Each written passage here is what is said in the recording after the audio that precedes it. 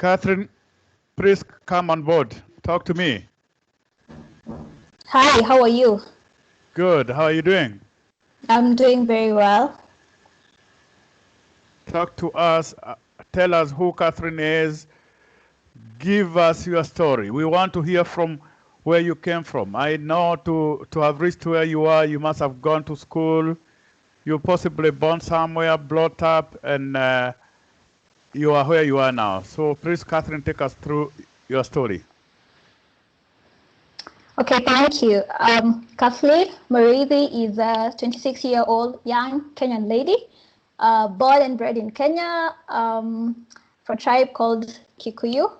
I have been exposed to a lot of things growing up, but education was the most important thing that I would like to appreciate at this point, because it has put me in a level where I have been able to achieve so many things and also interact with incredible people. So I went to university in Western Kenya, so I'm a bit traveled person. Studied in Western Kenya for 4 years. Then high school, I went to Central Kenya. So if you look at how my education structure is, then you can see that I have traveled quite a bit within the Kenyan boundary. However, in my professional life, I happen to wear many hats. My major hats include, professionally, I am a research scientist with a specific focus on evidence-based strategy formulations and executions. So I am into a lot of disease surveillance and just trying to come up with the whole dynamics of mitigation factors as far as different diseases go. I'm also a business lady by passion. I'm an entrepreneur on the side. I have 2 incredible organizations that I have been able to found and currently running. One of them is a digital strategy, communication, and marketing company that was started back in 2015 in my 3rd year of study in campus, that is Western Kenya. So slowly I have been able to build it up to a point where we can be able to interact even with international clients who want to come and understand the Kenyan market. I have also made quite a bit of interest in renewable energy in a bid to combat climate change as a disaster. So what I do is I am the executive director of an organization called Africa for Renewables in Climate Action. What we do in this organization is we advocate for the use of renewable energy in all areas of production. So at least we can prevent climate change as a disaster and also just come up with mitigation projects. So at least we can be able to lessen the adverse effects of this disaster. So that is who Kathleen is. On the side, I am a very dynamic person. You will find me watching entertaining videos. I am a lover of knowledge. So quite often you'll also find me with a book in hand, just trying to increase my knowledge and fulfill my curiosity. So in a nutshell and in a summation, that is who Kathleen is. Wow, Catherine, that sounds like a whole book written in less than 3 minutes. So, Catherine, we are trying to look at, how do I put it? Because it's like whatever we are looking for is all put up together in you. Tell us what your motivation have been. Well, my motivation unknowingly happens to be my father. Growing up, I have seen him start his own organization right from scratch. And at some point, I have been quite the cheerleader, if I can put it that way. He has been able to grow his business to a point where he was comfortably taking care of grown-up children in high-end schools and just fulfilling all the basic needs. And then listening to people talk about him, I sort of got to identify who he really was on the side. This is a man who's generous enough to help people find and discover their potential and even fulfill them to a point where they can be able to build impact. So I try to be as him at some point, and it has helped me. I would also say my mom, because as an emotional aspects to any form of scope when it comes to a human being. You need to be emotional, you need to have social skills. So my mom comes on board to help me with that because I sort of have a weakness when it comes to social skills. So both my parents sort of provide that equilibrium that comes in handy in motivating me to be who I really am today. As a young Kenyan, at the age of 26, I would imagine you should either be getting married or something like that. What are your plans for now? Well, I am not one to conform to molds of the society. So, in as much as society dictates that at my age I need to be A, B, C, and D, I believe in following your dream and in following the path that makes you happy, that makes you sleep at night. So, what I'm trying to do is I am sort of in a mood of building up a legacy that I can be proud of. In the next 20 years, I'll be 46. I want to look back and say I made the right decisions in my 20s. So I want to build legacy, however and whatever it takes, and positive legacy, basically. So I want to impact my generation. I want people to look up to me in a way that they can be able to say, yes, I can do this because Kathleen did it. So that is my key focus right now. Business-wise, I want to grow my business. My key target is to have a turnover of around 7 million annually. So I am working on that. That is on the digital strategy company. For the one on renewable energy, we're in the process of building strategic partnerships that are able to push our projects forward. So we are in that scope of relationship building and just trying to understand this whole composite. As for what I do professionally, so I just want to understand COVID-19 and what I can contribute to help end this pandemic.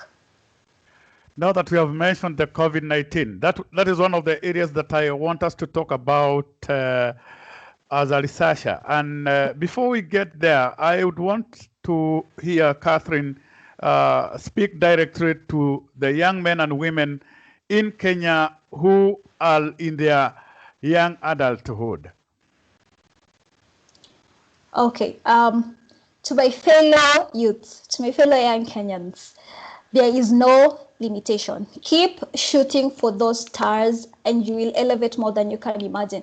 Sometimes free capitalism or the things that you really want in life will not be put into your hands.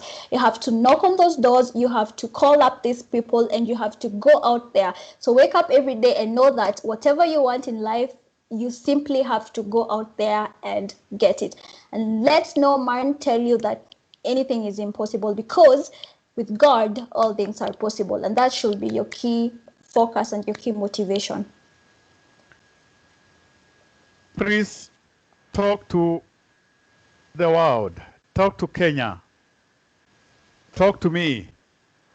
Give us a clear picture of what the COVID-19 is, because there are so many theories that are being advanced, and I would wish you take us through what you have as pertains to the COVID-19.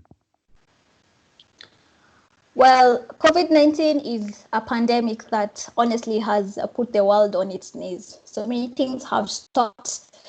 So many businesses have collapsed. So many people are unemployed right now. So many families are sleeping hungry right now. And it is such a sad situation because it came as a surprise to most of the countries of the world. Usually, as a country, there are preparation methods, or our country needs to be prepared to tackle some of these issues, such as COVID-19 or viruses or diseases that are able to do or that have an effect like COVID-19. So that I feel like most countries were not ready. Speaking specifically for Kenya, at some point there's an aspect of not having a plan and just relying on how the effects are coming in and mitigating them from that point on. I can't say much because some of the information is classified, but what I can say is we are going to end this. It's not going to end soon, so we have to know how to live with it. So just know that you need to keep on sanitizing. If you need to quarantine, do that. Follow the guidelines and follow all the information that is given to us by the government of Kenya. Well, I would like us to to speak more on that subject, because there are so many theories that are being advanced, and I understand from a medical point of view, I have heard people say that this thing is biologically made. It is biotech. What do you say of that? Well, there's no right or wrong to that theory. However, I need to put across a point where so many theories could come, especially because of what you're going through. The human mind is very funny. So we have to make sense out of a situation. So people will come with various forms of perspectives just to try and make sense of the whole situation. However, there's some theories that I will really need to clarify. So there's that aspect of people talking about demographic dividend. Is it biologically made? What I can say is that there are two things involved when it comes to any country, when it comes to any economy. There's the people, which is population, and there is the system. At the end of the day, there has to be a balance. So if the population is high and the systems are not able to cater to this number, then systems have to be updated or things have to be done. So at least we can all be at an equilibrium. That's a good one. Well, on the same point, what sense is there that at some point the world population is exploding, and some countries in the world or states in the world are trying to depopulate themselves, and they had to come up with something that would kill the population? Does that make sense? That is just a theory that needs to be proven at some point. I cannot really say if it's right or wrong, but to me, it does not make sense to some degree, because population is really the most important resource a country has. So even if we talk about demographic dividends, even if we talk about we have to lessen the number of people that we have in a country, it beats me to a point where we really do not see where we should be focusing on. Why demographically, how is it that the West is more affected than the East? Well, there's so many things that come to play here. There's the climate, there's the genetic form of the African human. There's also the human behavior, and this is what I want to emphasize on. So looking at the human behavior of people in the West, people in the East, and the African, very different. And also even the age of or the population age of a country. So those with pre-existing conditions like diabetes are more than likely to be more affected with any virus, not just COVID-19. We can even talk about HIV and AIDS, because some infectious diseases or some diseases lower the immunity to a point where it's very, very likely for you to even experience other diseases as you continue with your day-to-day lives. So there's so many theories that we can look at this point from, but yes, let's just focus on what will be presented, because some information is classified. This being a pandemic, some people have advanced the theory again that our African people believe this has something to do with witchcraft. Does that have anything to do with the human mind again? Yes, there's something called control the mindset, control the decision. So psychology is a very beautiful subject. If you master the art of psychology, you can get your desired outcome out of any situation. And I feel like this is where Africans fall short, because I don't want to delve much into traditions and all that, but we really need to be educated as a people. We really need to analyze and see things from different perspectives and then boil it down to a conclusive decision. Okay, when I was looking at your CV, when I was looking for you, it's like you have a passion for climate change. I don't know if it's the climate change or climate per se. Please take us through this very lovely subject to you. Well, I happened to do an informal training on disaster mitigation and sustainable development. So here I was able to analyze a lot of disasters that happen to us human beings, and climate change was one of them. So what intrigued much when it came to climate change is that it can be humanly catapulted, and it can happen naturally.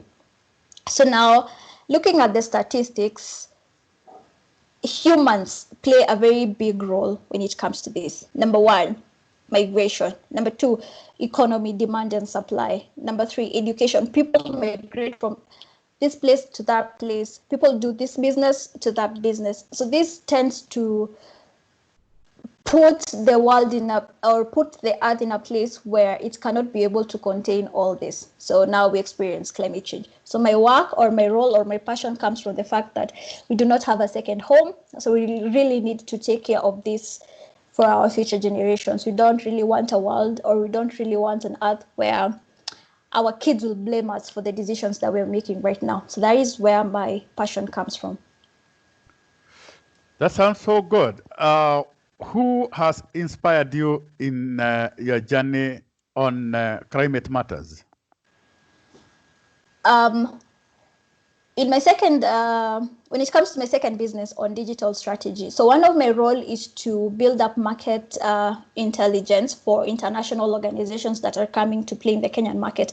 So in my quest to providing this service, I was able to meet up with one incredible individual from Greece who called Dr. Yanis. Dr. Yanis is a former cabinet secretary, Ministry of Energy in Greece, and very passionate about climate change, very passionate about using renewable energy to combat climate change. And so while I was doing this research for him, because we were trying to create or form a subsidiary organization in Kenya, so it sort of just came together because initially I had done this informal training, and now here comes somebody who's very passionate and has networks, has experience, and is able to help me realize what I've always wanted to. So he is one guy that has motivated me in my quest for combating climate change.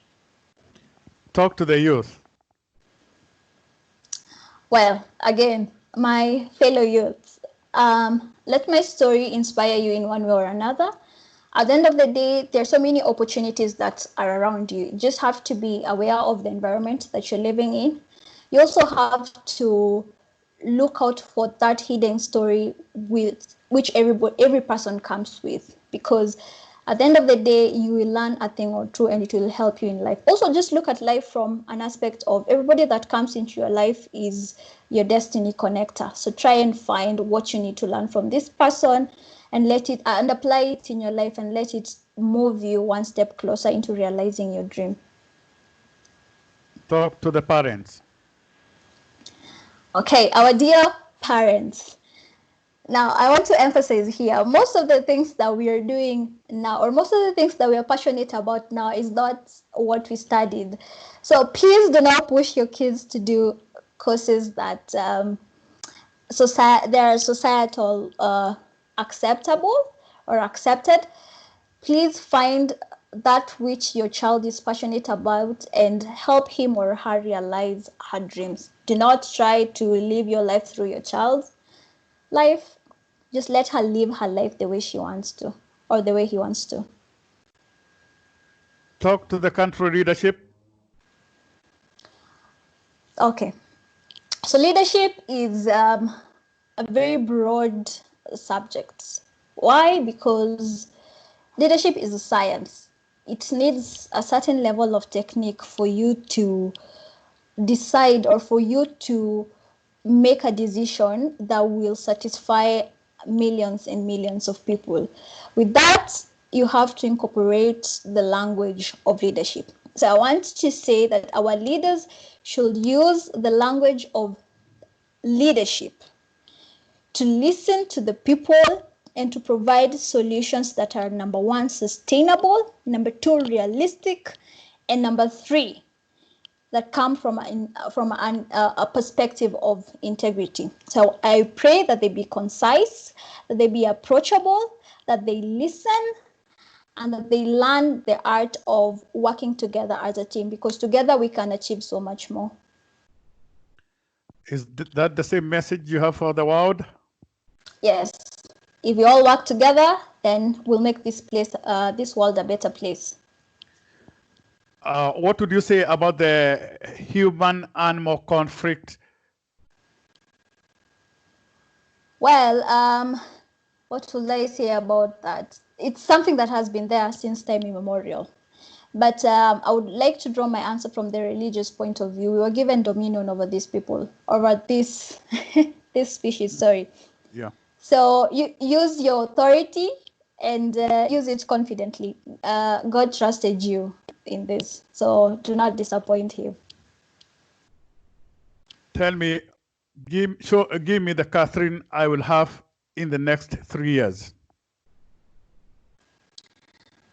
Well, looking at my vision board, I have 3 things that I want to achieve as a person and also as a business. When it comes to as a person, I want to grow in boldness. I want to stand in front of crowds and communicate that which needs to be communicated without fear or without bias. I want to do that, and I want to do that confidently and passionately. I want to grow it. I have spoken to large crowds before, but my goal is to speak to even larger crowds. So that is what I'm working on. Again, I want to increase my knowledge. I want to be as knowledgeable as possible, because unknowingly I mentor so many people, so I don't want to get to a point where I do not know how to handle a certain situation or a certain circumstance. Again, I want to continue being a person of integrity. I want to be true to myself. I want to be true to my dreams, and I want to be true to the people that I interact with. As a business, I want my business to get to a point where it is able to run itself without me being there. I want to build a legacy, and I want to generate greater impact as compared to what I have been able to achieve at this time. Well, I cannot say thanks enough. I can't say much. I can see what people are saying. They want so much of what you're giving us. We may not have the time today, but I believe we will make this a continuous program and subject with you. Catherine, if you have any other remark to make, please make it as you bring your closing remarks. Okay, thank you. I want to thank you for this opportunity. I do not take it for granted. I always want to impact my generation, and any opportunity that comes my way, I grab it with both my hands. So I want to thank you for this opportunity. I also want to thank all those who are listening and sending their remarks and their questions. I appreciate them, and as my good friend has said, this is going to be a continuous discussion, so we are going to be addressing this as time goes. In the meantime, please keep sanitizing. Please follow the guidelines. If you need to quarantine, please do so. We need you at the end of this tunnel. We need to see each other after all this ends. So yeah, thank you so much. Thank you very much, Catherine. May we say, may you have the best of the evening until we meet next time. Thank you, and have a good one. Thank you so much. Thank you so much. Thank you.